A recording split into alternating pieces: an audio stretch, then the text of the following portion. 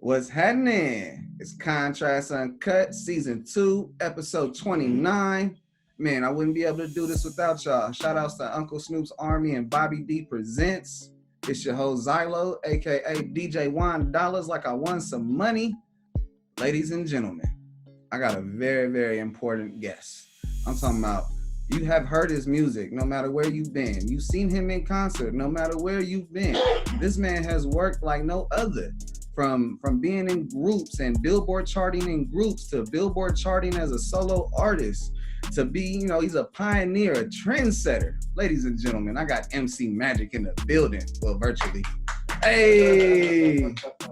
I appreciate that nice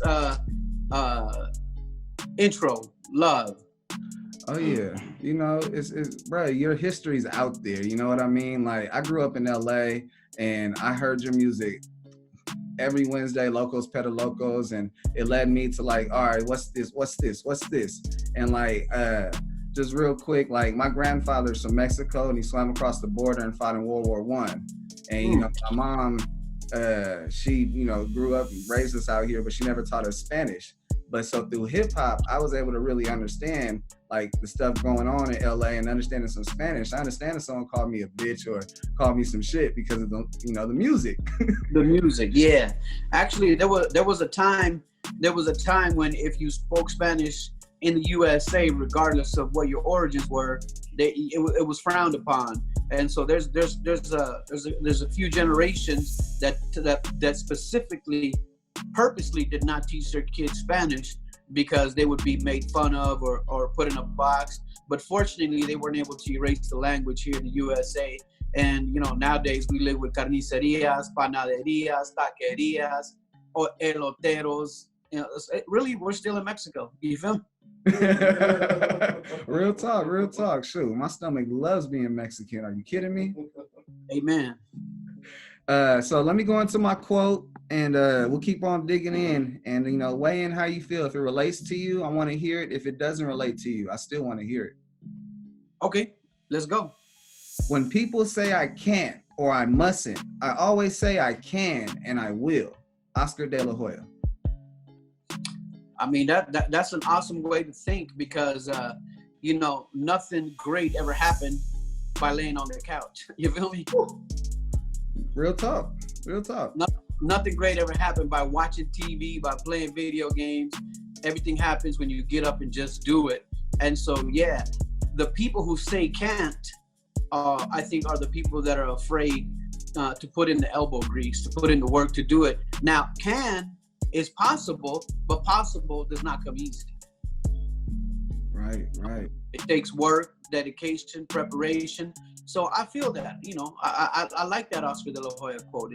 It's right on target. Like I said, when you buy a couch, you buy a comfy couch. You know what I'm saying? And so nothing great ever happened from comfort zones.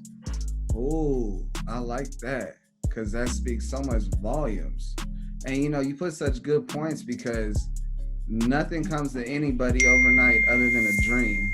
You know what I mean? Like the reality is you got to work towards the dream. You got to take those I can and I will and I won't and I mustn't and really make them into a reality of what's going to drive you to today. And I mean, you could dream about a podcast, but you're doing it. You feel me? Yes, sir. That's to be commended. You know what I'm saying? Sure. Now I could dream about interviewing MC Magic, but I'm doing it right now. That's right. You hear me? Man. So, man, shout out to your manager. I got to make sure I give him love. Shout out Daryl, because he really set this up. Yeah, no, Big D, he stay on it. He sent me the reminder and everything. He stays on it. Man, he's the real one. Man, shout out. Because, shout out to everybody really working right now during quarantine season. We don't get enough appreciation for everyone working, including you. I see the keyboard behind you. You're working. You're working on getting content out there in this time because you know what got people out the Great Depression? Entertainment, music. Entertainment. And so I appreciate you. I think work is important, man. And quite frankly, even though I travel a lot, do a lot of concerts, and I'm always on the road, usually from Sunday to Thursday, I'm right here in my lab. So quarantine is not that different than my regular life. You know? I feel you. Man, for real. Because, for me, I felt like I was on the road. I was going to everything because my show is unique. On top of the content, I pull up on you. I want to see what you got going on. And let's add that to the interview and show those elements, because, you know, being real is nothing until you see it. Everybody wants to be real until some real shit happens, and then you showing some real shit, and it's like, you know, the content's there, the ability's there, and then boom, coronavirus, quarantine hits. Yeah. Stuck to, you know, figure it out. It's funny, man. It's funny how the world is right now, and really, man, I'm just keeping my faith in Jesus, baby. Amen. Amen. Keep my faith in Jesus. The Bible says, trust no man. And everyone on TV talking about it looks like a man to me. Yeah, real talk. No, that's hella real. So, you know, since we got that out there, you're a faith man, and you believe, and you're willing to take a no and turn that into a yes and put a chip on your shoulder. How did the game choose you, or did you choose the game? I wish I could say the game chose me. I can say music chose me. Because music called me ever since I was real little. It was just like a magnet to me. And so I started DJing, later writing songs, later learning to produce and stuff like that. So I can't say the game chose me, because although people might look at the work I've done and say, man, this guy has done a lot. There's, I've taken a lot of losses. There's a lot of wishes that never came true. There's a lot of, hits that didn't be as big as I wanted them to be. And so, if everything is perspective, people might look at me and say, man, he's right here. But I'm looking at Dr. Dre and saying, I'm down here. Perspective. You're absolutely right. Because you got to be able to really be honest with yourself and where you're at and where the ceiling of complexity is, or where it's rising to meet it.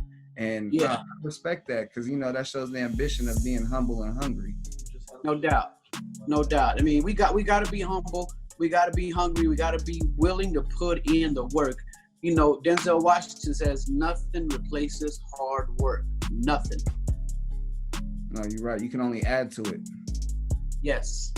And so, I got to ask, as we're talking about the beginning here, music, you choosing music, what was like your confirmation? What was like, the first time where it was like, you were like, man, this is what I'm supposed to be doing. I don't need to do anything else. I'm not going to go work a corporate job. I'm not going to go do, what was that moment? I can honestly say my first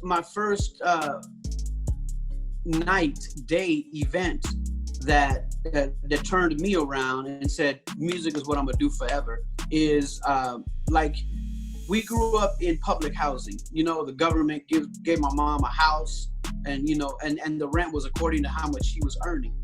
And so that's, stuff, that's government housing, right? Section 8. And so living in Section 8, living in government housing, they moved us to a city called Avondale, right outside of Phoenix, like 15 minutes outside of Phoenix. And so when I arrived in Avondale, it felt like a new beginning. And one of the girls that lived, one of my neighbors, she said, I'm having a birthday party. Do you know any DJs? And straight up on the lie, I said, yeah, I'm a DJ. I'm a DJ in Phoenix. I'm like, she's in Avondale. She don't know. You know what I'm saying? And so what her name was Shirley, actually. And Shirley said, well, won't you DJ my party then on Saturday? And I'm like, well, there's a couple of details. I don't have any equipment. But let's get it together. I says, maybe I could pull out the stereo in my mom's living room, and we can put together with the stereo in your mom's living room, and I go back and forth, with your turntable, my turntable, and we can go ahead and get this party cracking. She said, oh yeah, let's do that. And I said, I'm gonna need an advance though. I'm gonna need like $20 to go buy some 7-inch records for the party. And so her mom gave me $20. I went to a record store there in Avondale, and 2 songs that I remember kept playing over and over that night. They were brand new songs back then. Rap hadn't really been introduced to the scene back then, right? Uh-huh. And so I remember playing Cutie Pie, You're the Reason Why, right? Yeah. That one, and a ZAPP record. It wasn't More Balance, it wasn't Computer Love, it was Dance Floor. Wow. So I had Dance Floor and Cutie Pie, and those 2 records, still when I hear them, reminds me of that night. Wow. So that night when I DJ'd Shirley's party, I was like, man, this feels like magic. You know what I'm saying? It really did. And so after DJing, I knew music was gonna be in my future, you know? Wow. Yeah, absolutely. And so when were you able to transfer the heat of like, you know, like taking that spotlight to a degree of the attention that you got from doing it that night and transfer it into making music and, you know, becoming what you were spinning? Yeah, well, there was lots of years and lots of steps, but long story short, I went ahead and got my DJ equipment, and then I started doing dances at the community center, making a little bit of money. And then from there, I moved out of my mom's house and I moved back to Phoenix. And when I was in Phoenix, that's when I learned to make beats. A friend of mine, Rob, he's the one that had a beat machine, and he had an Ensoniq EPS 16 Plus. And so he had that. And so I watched him make beats, so I bought me one, and then I paid him $100 to teach me how to use it. See, there's some important elements that I want to make sure my viewers and listeners hear. He's saying that he started off his very career by saying, hey, I need $20 to do this. And he went out, took that money, invested into what he was doing, believed in what he was doing, even though he didn't know what he was doing. Yeah. And then took it to the next level of, you know, here I go again. I'm back at it again. I want to do the next level. I move back. I need to learn how to turn off my messenger on this laptop.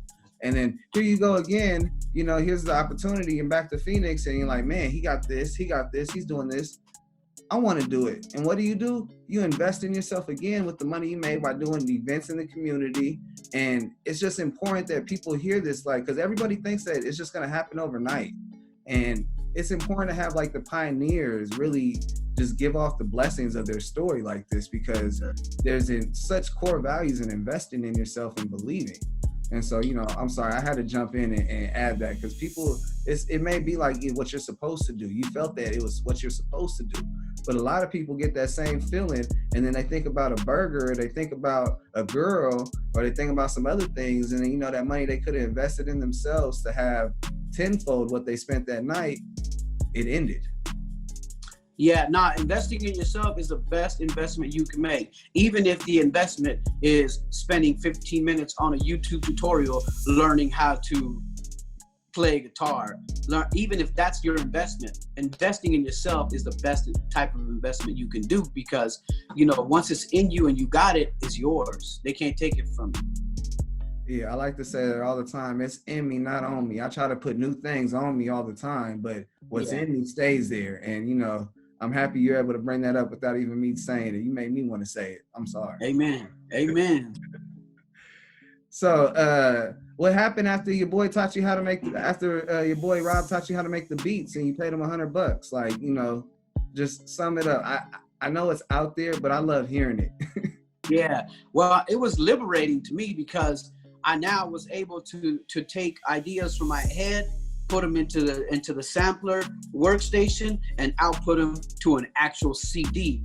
So basically, my dreams became physical now. And when you got a physical copy of it, now you can turn it into money, even if it's $1, even if it's $2, if it's $10. So it's amazing. It was amazing to be able to do that. You know what I'm saying? And so we was on to the next obstacle, you know? Because at that point, you're independent, you're a pioneer, because I guarantee nobody else in your area was doing that like that. And it's just so nice to hear, because, you know, you have so many people that won't even do it today. They won't grassroots their fans. They won't take the time to press up anything and put it out there in the streets. And yeah, it's saturated because people did it back then, but are people doing it now? And that was the element. What are people? Well, you know, the era has changed nowadays because of the platforms that are available. You gotta remember that. But when I was doing all this, there was no such thing as Google. There was no such thing as the internet. And so people would have a hard time imagining what life was like before cell phones, before the internet. You know what I'm saying? But music has always been a magical piece of history. Whether, you know, it was back in the day they were going to see it at the opera. Music has always been a special part of the community. And so music has survived all the eras. You know what I'm saying? Right, facts. All the generations. And so today, I personally feel it's a lot easier because you can build a fan base on the internet very quickly if you have the right tools, if you got the right dedication and the right work ethic.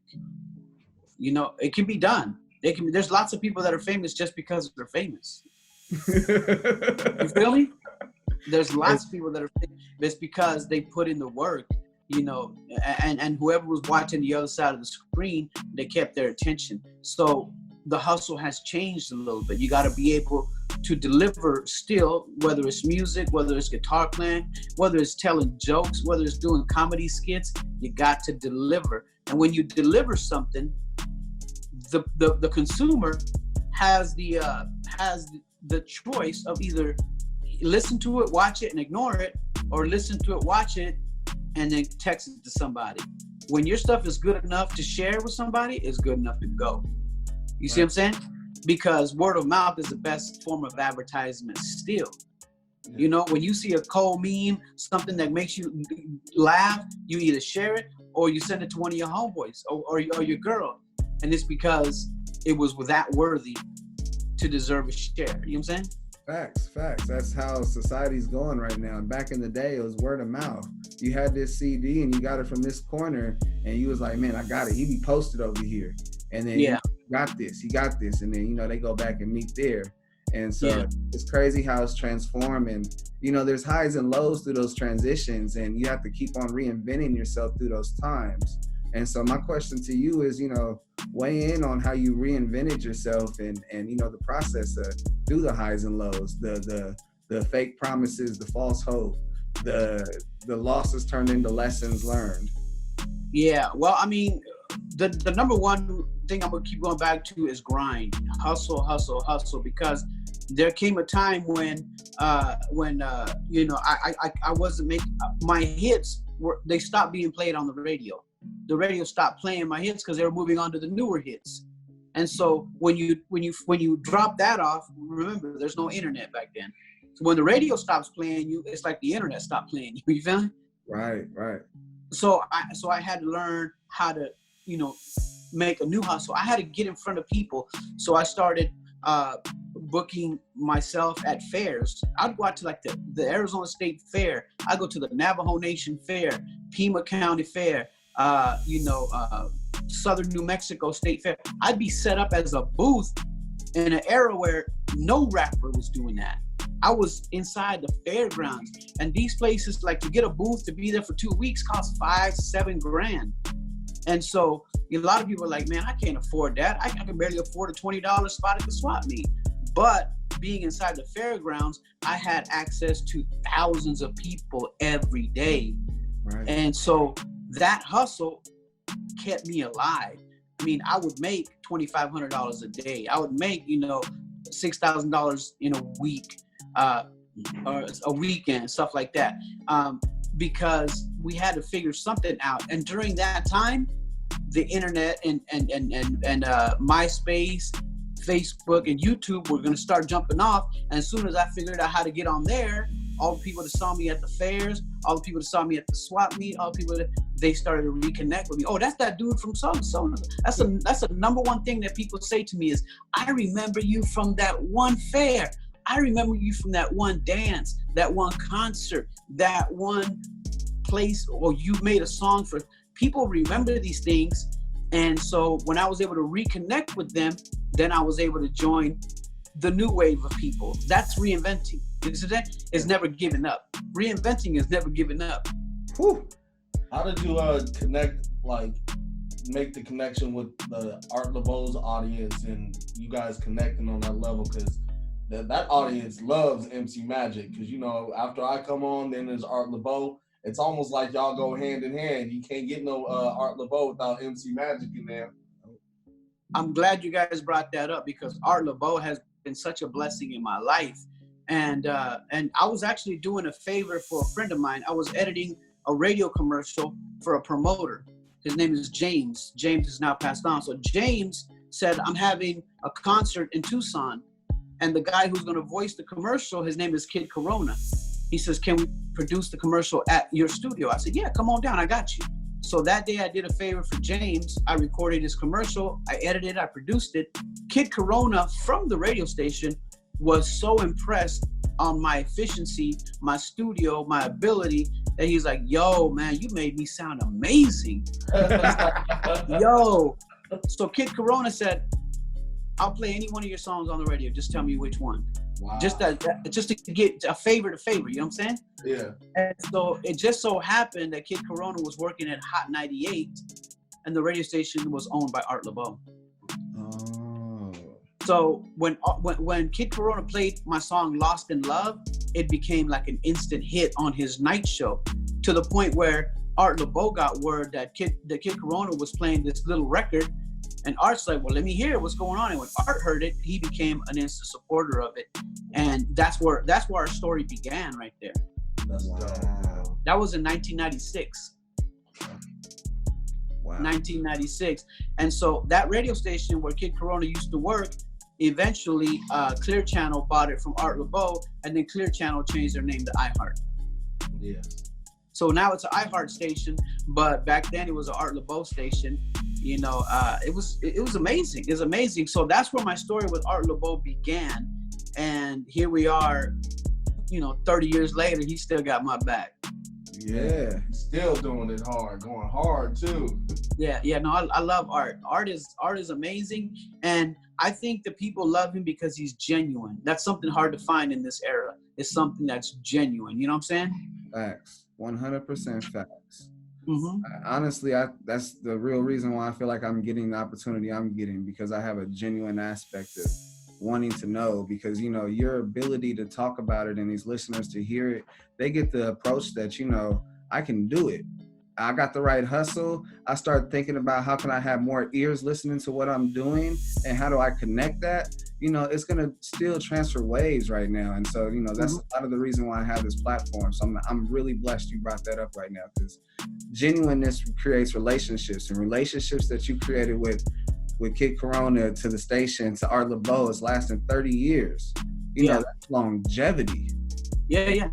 That value, people just like, they dismiss it. Like the feeling of normal is so underrated that, you know, the same feeling of longevity and working with somebody for that many years, they think that it's no importance. And that's why people have the game fucked up.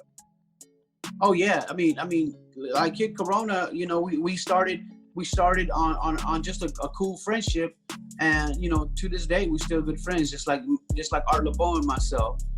You know, even the fellows that were with me in NBRidaz, they're still cool with me as well. And so, you know, sometimes it's hard to you know, to stay 100, because a lot of people fall off, you know, especially in these day and era when it's real popular to diss somebody publicly, to go beef with somebody publicly, to call somebody out, to humiliate people, to bully somebody. It's hard to stay 100 with folks, you know what I'm saying? Just because it's popular not to be, you know what I'm saying? It's like, oh, fool that got arrested for saying he don't give a damn about coronavirus, and he was still gonna have his party and hang out in the street. Dude got arrested. Be like, yo, man, quit playing. You know what I'm saying? Right. And so he's probably trying to get, you know, Instagram famous, trying to go viral or something, you know? And so a lot of times buffoonery will get you in trouble, but being real is not as easy, but it's the right thing to do. Man, they say it's always harder to lie. I mean, it's always harder to tell the truth than it is to lie. And, you know, it lies into the fact that if you are being real, you are being 100 with people, you know, you got to deal with the consequences of what you say, and also be able to maneuver and stay true to yourself so that they see it. And a lot of people are hard-headed. They don't want to see it. And so you also have to recognize that and know when to walk away. No doubt. I mean, you got to stay far away from BS as possible. That's just a given. Yes, sir. You know, if it looks and smells like shit, it probably is. But, you know, what's crazy is that our society glorifies on the shit. They glorify on the bullshit, on the negative attitude. And so I try to, one, not spend too much time on it, and two, focus on what needs to have attention to, because, you know, they got that option in these streets all day long. Like, nonstop. If you want some negative shit, go out there, be tough, and someone will be more tougher than you. Or you could be the bad guy and get your ass caught up and sit down. And a silly mindset. You know, nobody is bulletproof, baby. You know what I'm saying? Right. Nobody is bulletproof. So a bullet to put anybody in check right quick. You know what I'm saying?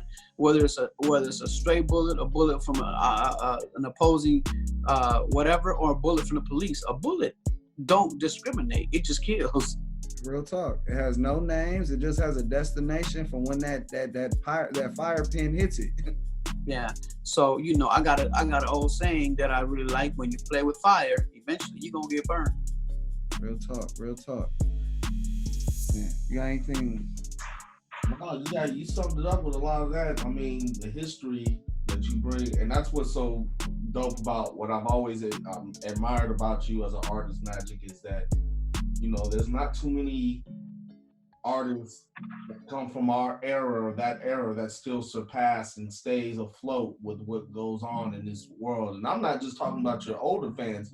You have an abundance of younger fans too that just that still have those type of songs that resonate through relationships and going through it, those type of things. It's not always a turn up situation or party. People still need to hear the love and the sorry, and you know, those type of things that give us feelings. And you know, have been able to stay with that for the longest, bro. Timeless. Yeah. It's been timeless. And you know, I'll be honest with you guys, I wish I could make turn up records that was as dope as, you know, some of these other artists, but I just got to be true to who I am. And you know, the relationship, the love record, the breakup record, that's just really who I am. I'm not faking it. You feel me?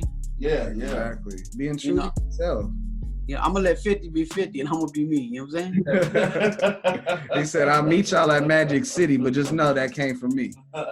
That's right. Are you ever surprised when you see younger fans that approach you and just say, hey man, we love your music, you know, like you get a little, you know, teenage girl, 17 years old, like, man, you helped me get through this relationship with my dumb boyfriend at this time.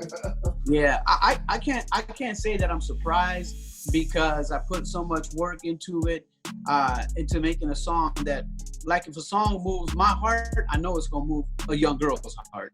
So it doesn't surprise me, because that's the age where people are more vulnerable, is the teenage years. So many people say, oh my God, your music reminds me of middle school. That's really the target emotional era, like girls from middle school onto the early 20s. That has always been my, not that I'm aiming for that, but that's always been my number one demographic. Yeah. You know, and so I'm not surprised. You know, I'm not surprised, because when I write the songs, I want to make sure that I feel it. I want to make sure I feel the emotion, and because, you know, I those are the kind of songs that really got to me. You know, I was listening to my mom play Juan Gabriel, and you know, I don't know if you guys know about Juan Gabriel, but his songs, they hit the heart, baby. They're like real.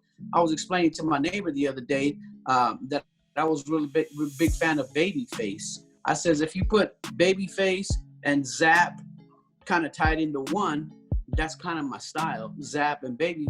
He's like, Babyface? I would never imagine. I was like, I was a label reader. I would read the labels and discover that Babyface was writing all these hits, you know, for Bobby Brown, for Tony Braxton, for After Seven. Him and L.A. Reid, they started La Face Records, and almost everything that was out, like TLC, Boys to Men, all these huge records that, you know, in my era, that they were influenced me. I'm like, Babyface is doing everything. So he really influenced me, because I wanted to do something like what he was doing as well. And so basically, Babyface is a love songwriter. You feel me? Right. Some of the best, some of the greatest. Yeah. Relevant to this day. Oh, come on now. Just in January, me and my wife, for her birthday, we went to Vegas to see Babyface, and he's still amazing. Oh yeah.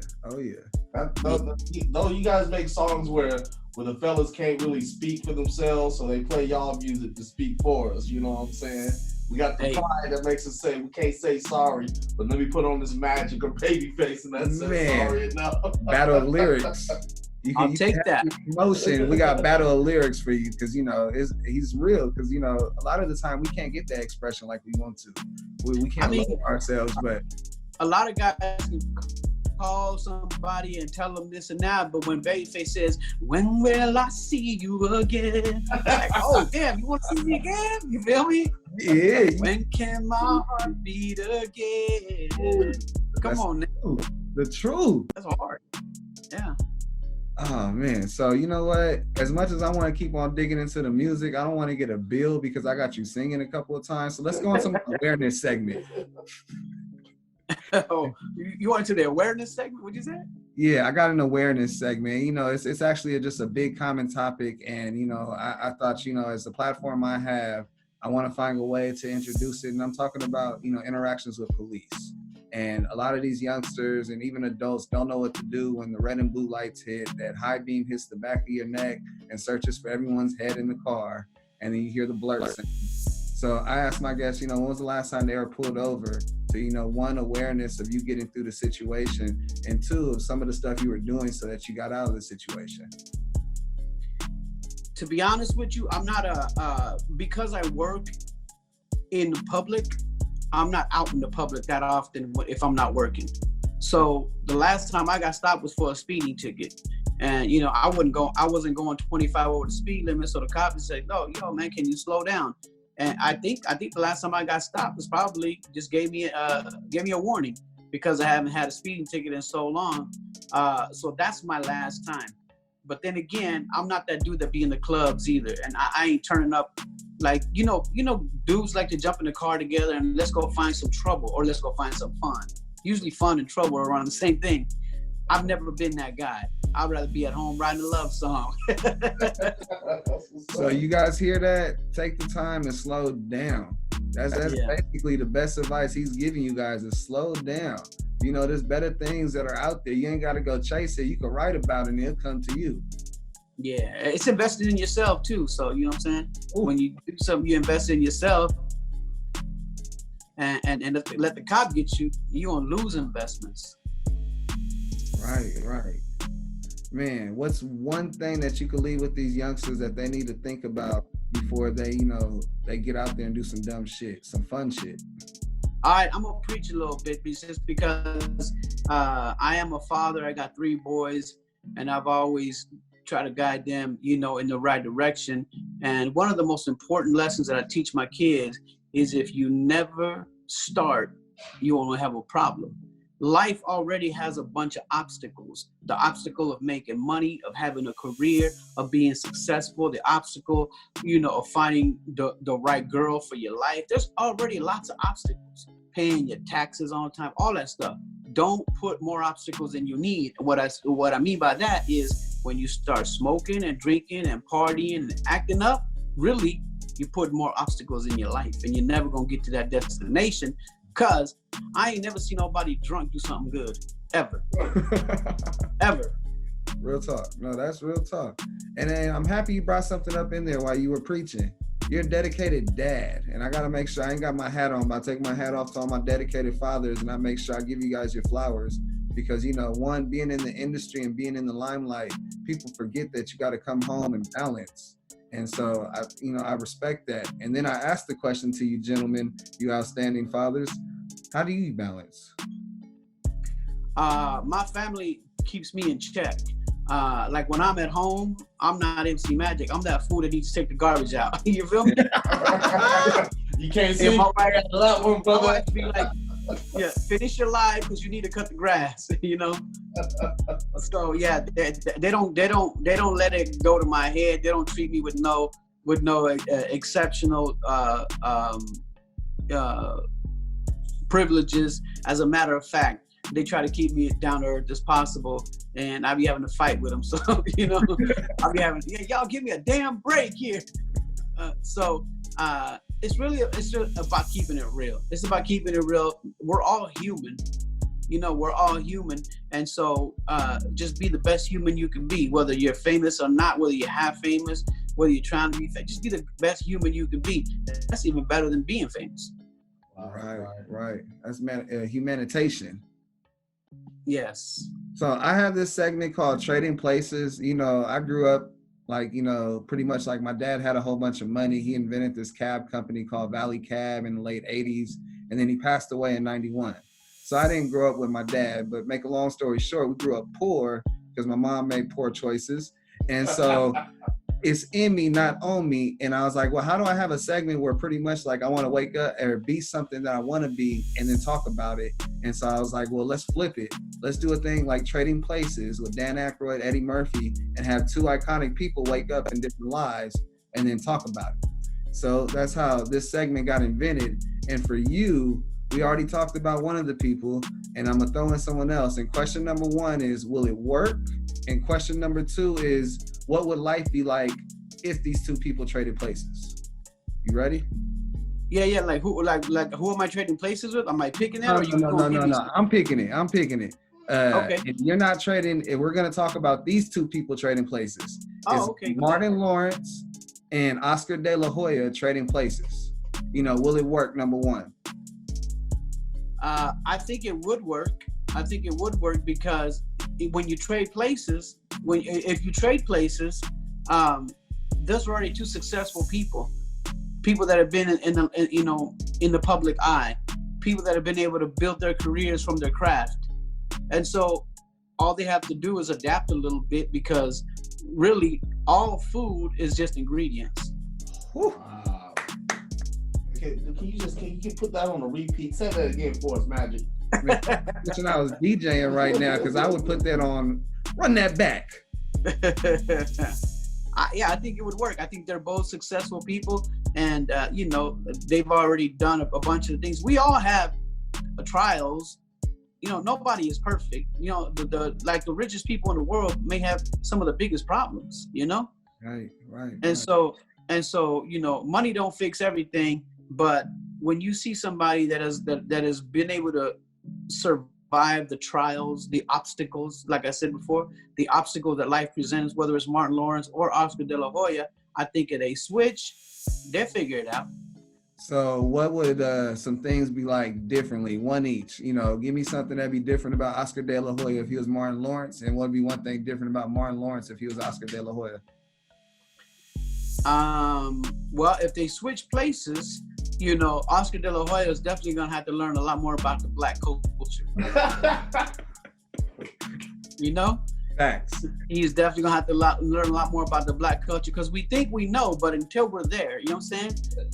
Until you're actually, drowning in milk, you don't know how bad it is to drown in milk. You feel me? Right. And I say for Martin Lawrence, he's definitely gonna learn the beauty of the Mexican culture. We ain't just burritos and tacos. There's a lot more to it. Oh no, man. The culture. Y'all backbones is in this country more than us. Amen.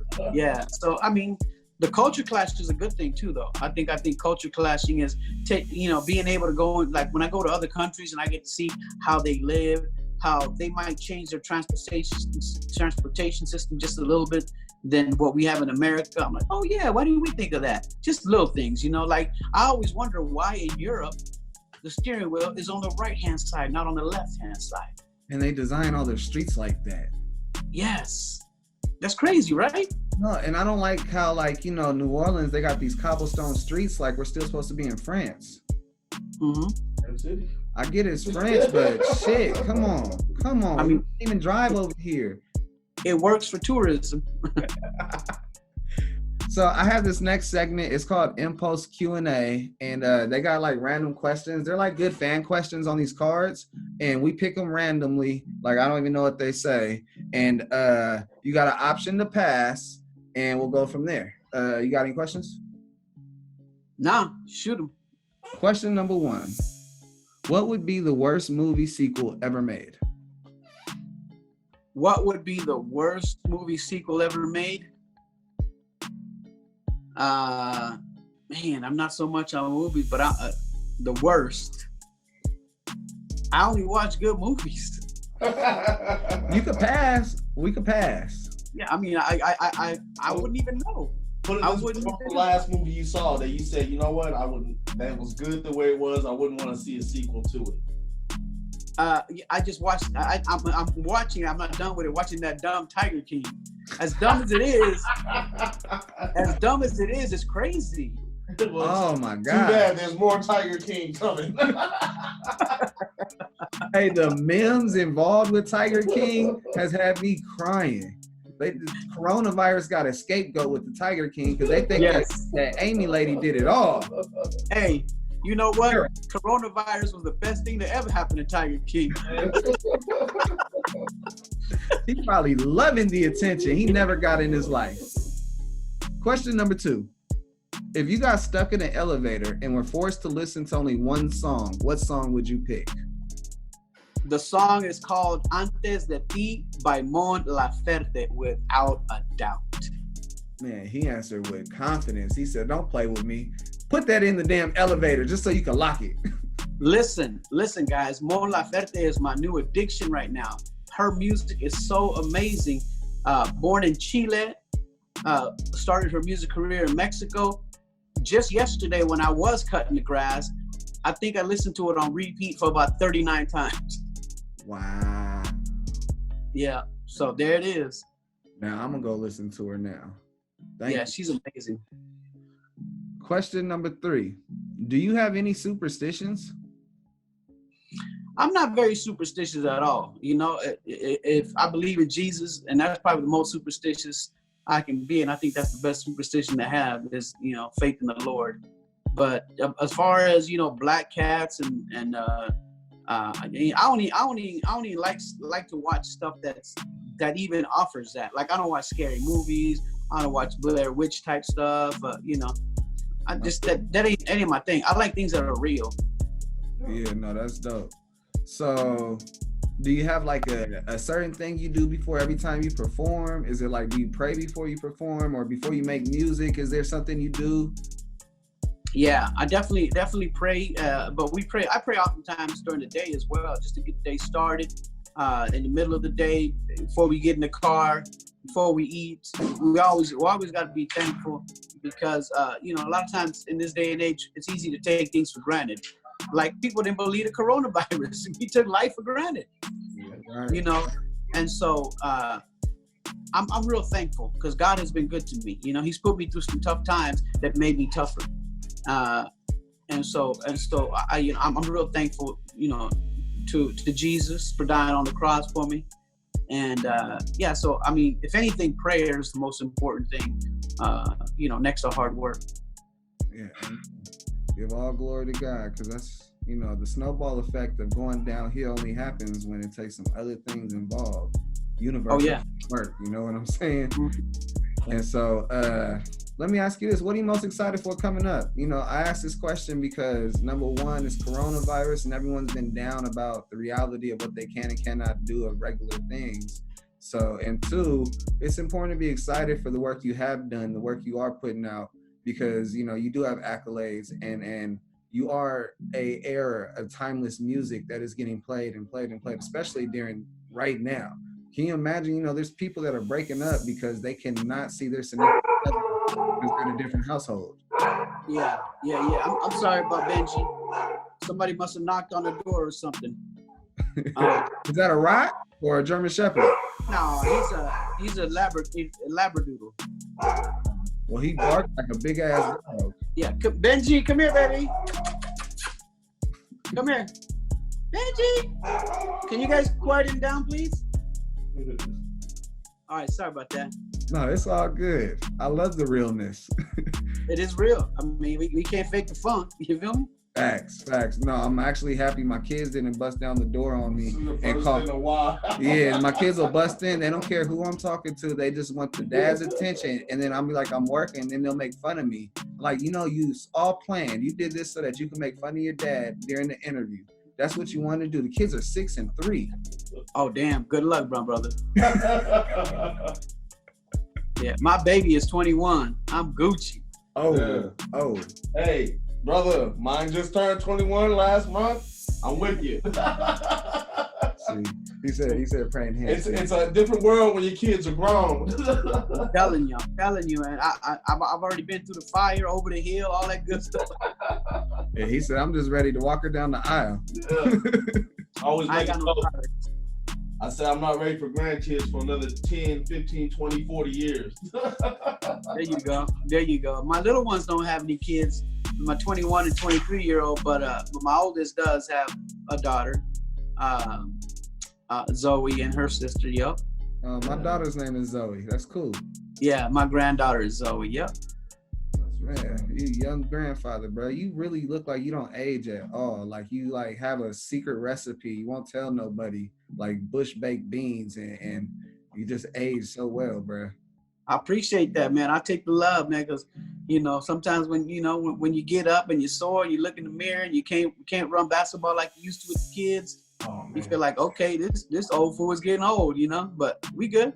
I appreciate it. Young, I was like, this is, why am I stretching? My body feels good. And then when you get old, you get out there thinking that same dumb stuff, and you're like, why am I so sore? Why am I bruised? Right, yeah, which is crazy because J-Lo's putting everybody in check right now. No, real talk. Shit, that halftime performance at the Super Bowl is still something to talk about. Amen. I was really proud to see that. Really loved it. Her and Shakira, absolutely. Man, but see, before the ferocious dog started barking, you were talking about what you're most excited for. Oh, that's right. I got off track there. So really, I'm excited to get back on the road, man. I love being on the road. I love being on stage. I love meeting fans, and I don't think that's ever going to change. That's really been such a important element in my career, and I love it. I genuinely love it. And so I'm excited to get back on the road, get back doing shows, once all this stuff passes over. But I'm also excited about the new music that I'm going to be dropping this year as well. Awesome. Any insight on what you're dropping? You giving out any information, any tokens? No, because I like to keep things secret until they drop. Just because if you say something, then you go back and change the record or do something to it, that, people, well, you said such and such. So I like to keep it a secret until it's time. Like the old wine brothers, you say, the Gallo brothers, we will not sell any wine before it's time. I'm not going to give you nothing about the song until it's time. Hey, I love how you worded that, because that's, wow. It speaks volumes. Amen. And, talking about shows and getting you back on the road, I got to make sure I give a lot of love to Bobby D Presents and Uncle Snoop's Army. This show would not be where it's at right now without them brothers. And so, I would have already have met you because, we were supposed to media for Bobby. And so, the ZAPP Band 40-year reunion, I was going to meet you in Ontario. And March 23rd, and then as we know, it got canceled and rescheduled, and that's something I got to give a lot of love to Bobby D, because none of his events have canceled. It's just been rescheduled. And same with ours. All our events have been rescheduled as well. Yep. Amazing. See, I appreciate hearing that, because a lot of the times, when they cancel, that's money away from everybody, not just the artist, but everybody involved, the venue, and it's just like, that takes away from so many mouths. And, I appreciate everyone that's still doing the work to make sure that their fans get these shows and everyone gets to have that. Yeah, I feel the same way. And, now that you mentioned Bobby D, I love my boy Bobby D, man. I met Bobby back in 2003, I think it was, 2003 or 2004. And it's been love ever since, man. He's one of the realest persons I ever rocked with. Man, no, I appreciate him. I did an interview, and then, he called me psychedelic and organic. He called me Post Malone. And then he was like, I was like, man, can we work together? Can you start presenting my show? And he was like, I'm down, brother. You have content. You're somebody that I can get behind and get people's stories out with confidence without having to second guess things. And, here we are today. And then Uncle Snoop's Army just got behind it last week. And so I'm grateful and I'm blessed to work with them. That's beautiful. Congratulations, baby. Thank you. So I flipped the end of the interview on this is my last thing before we get up out of here. And I catch you off guard because I got to ask this question. You got any questions for me? Do I got any questions for you? Not particularly. Okay. Yeah. No, can you owe me $1,000? I could, but when am I gonna get it back? We in this era. Hey, I'll pay you back when the coronavirus ends. When they find a cure. Man, okay, you're gonna be like, man, I'm a part of that Donald Trump check in my mailbox. He said that $1,000 you gave me, it's in there. Yeah. Just gonna get your money from Donnie. He's paying all our debts. Not with no $1,200, you ain't gonna pay my debts. Shit, no. But the bill I just got from this episode, he just paid it.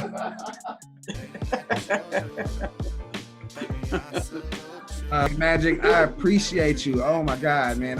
Like I said in the beginning, time is the most finite thing we have, and I really appreciate the time you took out to sit down and talk to me about your career and give some gems to my listeners. Yeah, I always like to say time is the most precious thing we have. What are you doing with yours?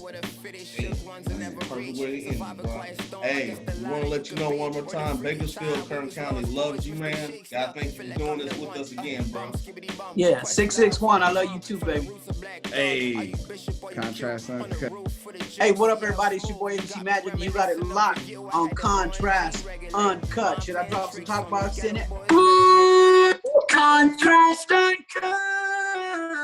You know we got you, baby. Contrast Uncut. Woo. Hey. All right, now I got a bill, Kev. He done sent me a damn bill.